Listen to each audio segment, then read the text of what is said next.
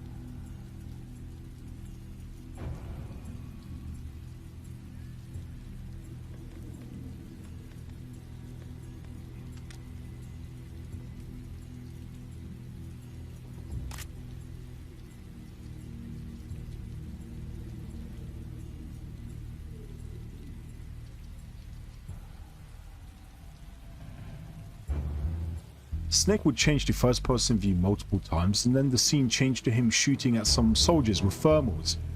Interestingly, they were using the MGS2 Golukovich mercenary models, the ones that appeared during the tanker. Strangely enough, they actually fit this really well. It feels very heavily like MGS2 but set in the jungle, and honestly I really dig it. This was very clearly an alpha build that they used based off of the models and stuff they had available for MGS2.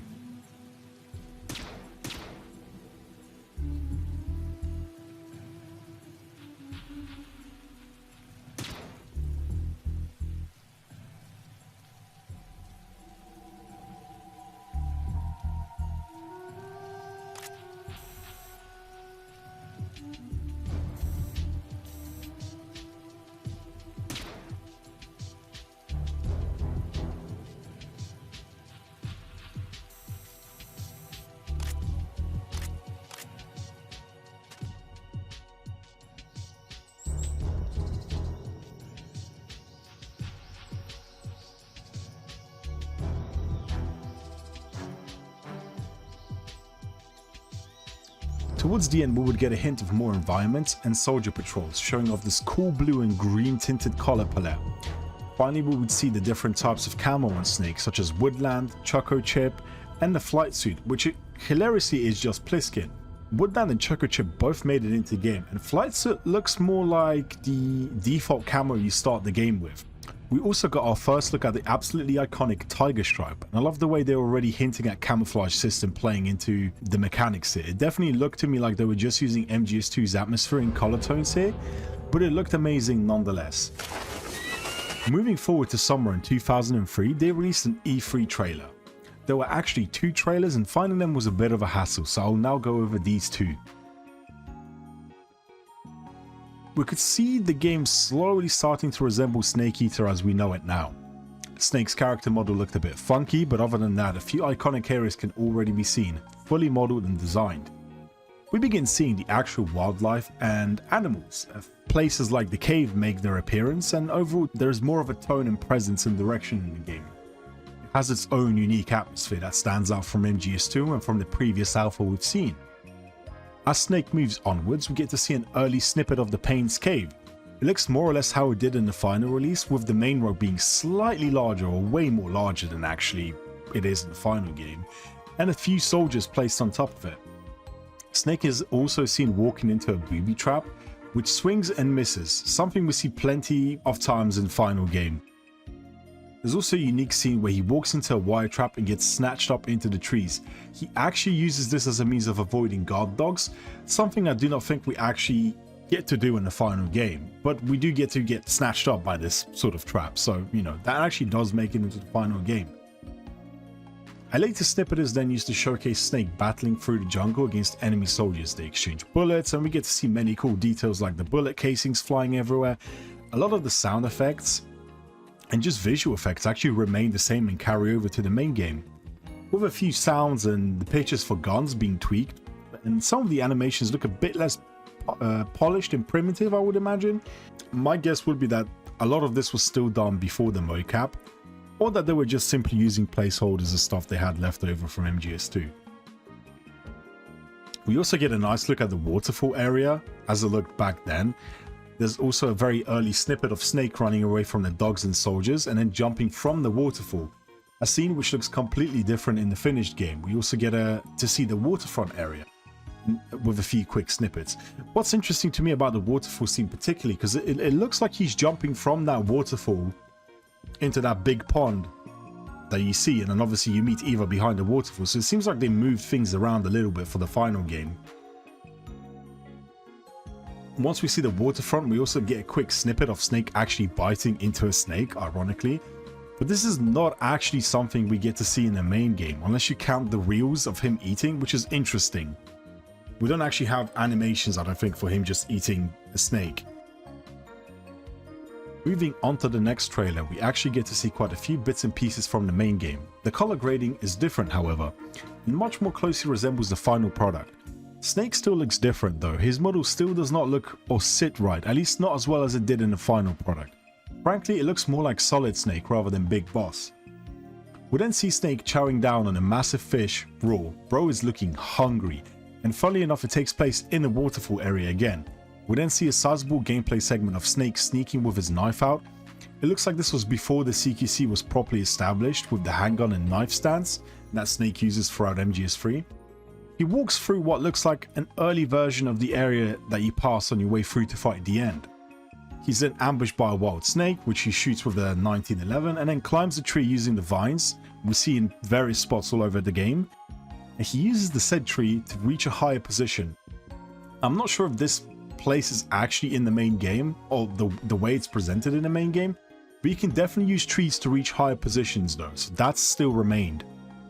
We then see him taking aim at a group of soldiers silently, crawling through the area and utilizing the camera mechanics.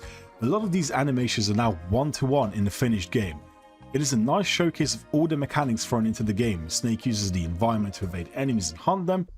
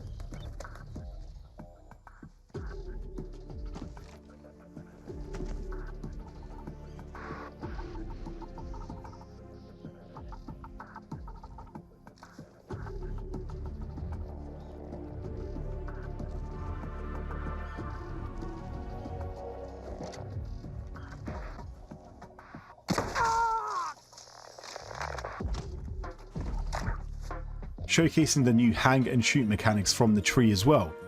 Very impressed at how many of these things actually do make it into the final game.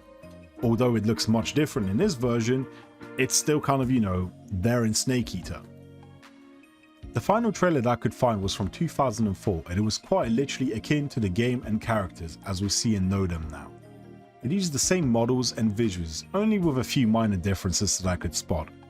That being said, this trailer gave away way too much of the story and scenes, and rather than keeping them secrets, which is weird but not out of the ordinary for Japanese trailers from what I've experienced. With that said, it is actually amazing to see how the development of this game progressed year to year.